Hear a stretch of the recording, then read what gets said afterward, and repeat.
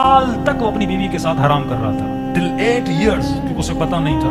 मौलवी को सिर्फ निकाह के लिए बुलाया जाता है। 1 hour का सेशन होना चाहिए। मौलाना मैं शादी कर रहा हूँ, बताइए तो सही इस औरत के साथ कौन सी चीज हलाल है, कौन सी चीज हराम है। ये खातून पूछे मुझे पता तो चले मैं शादी कर रही हूँ, कौन सी चीज हलाल है हराम है। जब इसे पता ही नहीं होगा, जब नस्लें पैदा होंगी, उसका फायदा क्या। एक जगह पे हमारे मौलाना निकाह पढ़ाने गए इंटीरियर में, निकाह से पहले जवान को बुलाया, कहा मैं निकाह नहीं पढ़ूंगा, पहले इस लड़के से कुछ सवाल करूंगा। लड़के को बुलाया, कहा बेटा निकाह हो रहा है। कहा मौलवी साहब बड़ा खुश नसीब हूँ, निकाह हो रहा है मेरा, गुनाह से बच रहा हूँ, ये वो सारी बातें की। कहा अच्छा ये तो बता तुझे गुस्ल जनाबत आता है। कहा वो क्या होता है। कई औरतों को नहीं पता कि गुस्ल जनाबत क्या होता है। मतलब शादी कर ली, हलाल रिश्ता बना लिया, पूरी जिंदगी निजासत की हालत में रहा, और उसी हाल में अगर इसे मौत आ जाए, मुजनिब हो के दफन किया जाएगा, क्योंकि इसे पता नहीं था। और कई ऐसे अहकाम है जिसका हुक्म खुदा ने कुरान में दिया। रसूल खुदा के पास लोग आते थे, सवाल करते थे, यसअलूनका अनिल महीद, ये कुरान की आयत है, ला हया फिद्दीन।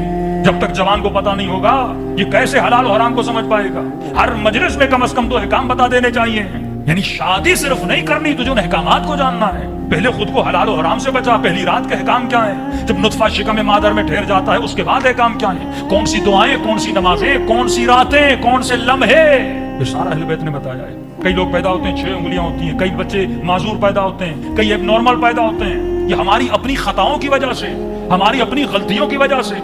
2 बच्चे हैं, फरमाया ये मुखालिफत खुदा करते हैं, मुखालिफत अहले बैत करते हैं। एक वलदुल ज़िना है, एक वलदुल हैज है। सख्ती से मासूमीन ने मना किया कि वो कौन सा वक्त है कि शौहर बीवी के पास जाए और न जाए। क्यों? क्योंकि इसका असर तुम्हारी नस्लों में पैदा होगा।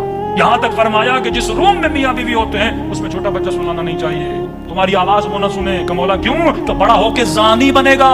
ये निशानी अहले बैत ने बताई। आपके मौलाना हदीस के साथ भी पढ़ ली, आयतुल कुर्सी भी पढ़ ली, शादी में हमने दुआ भी करवा ली, डेली ज़ियारत आशुरा भी पढ़े, बच्चे फिर भी नहीं सुधर रहे। मैंने बताया था, जमीन में जब दाना डालते हो ना, वो जो एनवायरमेंट है वो उसके ग्रो होने में बड़ा असर रखता है। ठंडा एनवायरमेंट, गर्म एनवायरमेंट, पानी कितना देना है, एक छोटा सा दाना है, तब जाके वो सेब बनता है। अगर तुमने उसको सही से पानी नहीं दिया, सही एनवायरमेंट नहीं दिया, सही खाद नहीं दी, वो आम तो बन जाएगा लेकिन मुकम्मल आम नहीं बनेगा। सेब तो बन जाएगा लेकिन आधा सेब बनेगा, खट्टा हो जाएगा, मीठा नहीं होगा। इंसान भी बिल्कुल इसी तरह है। अगर तू इंसान की ग्रो, इसका एनवायरमेंट, इसका अतराफ, इसकी फीड का ख्याल नहीं